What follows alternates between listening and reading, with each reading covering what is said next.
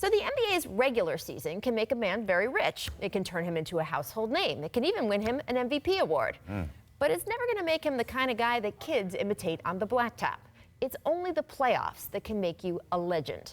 Players, they all know this. Kawhi Leonard, in fact, has taken this concept all the way to its logical conclusion, just simply skipping about a quarter of his team's regular season games as he's told reporters things like, quote, "There's 82 games, and for me, those are just practices. The playoffs is when it's time to lace them up," unquote. Now, the league office may eventually have something to say about that. The NBA would certainly like to keep charging TV networks and fans a pretty hefty price for those practices, but it is hard to argue with Kawhi's logic right now, as one of the most efficiently deadly postseasons in NBA history is, making us reassess just how terrific he really is. Even last night, hardly his best game, he was still a sensation. Guys, this dunk. 1, 2, hello, and thank you. Claw. Woo. As for the stars on the other team, let's see, a little bit more of a mixed bag here. The playoffs have proved over and over why Jimmy Butler is so valuable. He's been both Philadelphia's closer and glue guy, but the playoffs have only magnified the offensive weaknesses of Ben Simmons. And after this turnover yesterday, well, just let's watch the whole sequence. Bad pass, Kyle makes the bucket, and we are all Brett Brown. As for Joel Embiid, remember how he celebrated his monster Game 3 with that airplane around the court? Well, last night, Raptors fans turned that around on him, airplaning, as he was pulled with his team down nearly 30. When even Drake is mocking you like this, it may be time to rethink some things. And Embiid's health has been a factor in his poor play these past couple games. But again, if the playoffs are where you make your reputation, Embiid is only underscoring his for having his health always be a factor. Which brings us to the other series in the East, and the man who has definitely made his reputation in postseasons past. Kyrie Irving. Playoff Kyrie has definitely been a thing for a while now with Cleveland. We saw him make some moves that, simply took our breath away. Boom, boom, handles. That Game 7 winner, too, right? That took the title in 2016. Arguably one of the most clutch baskets in NBA history. Of course, all those moments were shared with LeBron James, who would always get some of the credit for them, a fact that reportedly bothered Kyrie so much it was part of why he asked for a trade off the team. And he got his wish. He's now the big star on the Celtics. And yet for at least the last 3 games now, playoff Kyrie hasn't been anywhere to be seen. He's shooting just 31% from the floor while also telling reporters he needs to take more shots.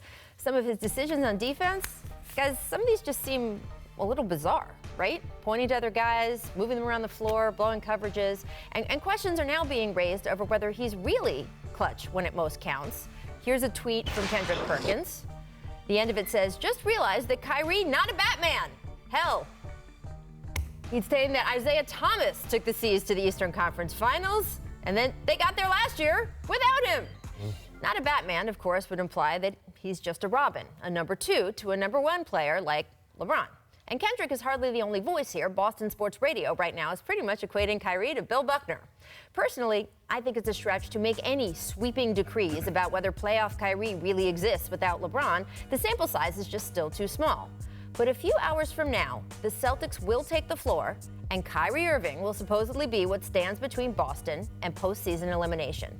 If playoff Kyrie is still in there, this is his moment. We're at the time of year when it matters, and when we find out which players really matter, too. So, Stack, you know Kyrie well. How much do you think it is on him tonight and how he has to approach this game? It's definitely on him to approach the game the same way he approached Game 1. You have to be a leader. I think things are getting magnified with them right now. Not only is he not making shots, but they're losing.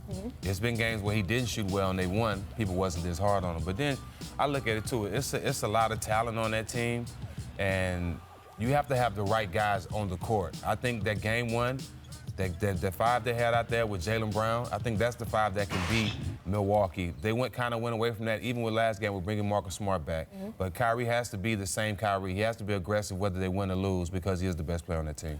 See, I think if it wasn't for the Lakers this year, we would have focused more on Boston and their locker room and their chemistry. You know, I think the world was enamored by LeBron and the collapse of the Lakers, but out in the East, you know, Boston's been a train wreck all year. They have the talent on paper to go to the championship.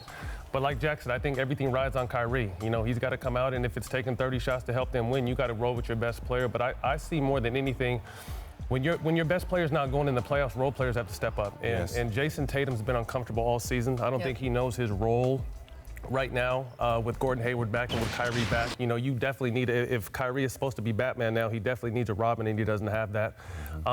But the one way to shut everyone up is come out and do what you're supposed to do tonight. And it's kind of, these are the times. You got to do it now. You can't you can't do it in sort of, in January. That doesn't matter as much. I mean, look, you're right, absolutely, about that locker room in Boston, Matt. And one of the things that we talked about over and over again was Kyrie and the younger guys, them watching him do things that made them uncomfortable. There were apologies back and forth, all of that. If Kyrie is either jacking up shots that some of the other guys on the floor don't think he should be taking, or moving guys around defensively so he can take Giannis defensively, which seems like a strange decision for him to make, how does that affect the other guys on the team and what they might do in a game like this? You just really, in a situation like this, you want to follow your star's lead. And like I said, from the beginning of the season, you know, Kyrie took on that leadership role. Right. And obviously, I think everyone found out, and including his teammates, he's not a vocal leader. You know, he's someone that needs to lead by example. Well, he's vocal. He just, sometimes it's not always right. But it's not working. So, so to me, you know, you reassess your situation and your position. Okay, I'm not a vocal. I played with Kobe. Kobe wasn't necessarily a vocal leader. Kobe gave that or that look, and you knew what to do. So maybe Kyrie just needs to, like I said, lead by example, and everyone else will follow his lead.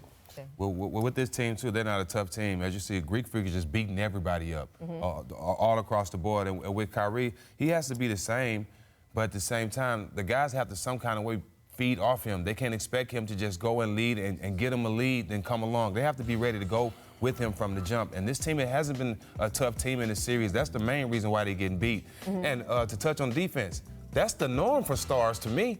You look at a lot of stars in the NBA, they play the same. They don't want the tough coverage. They play the same token defense.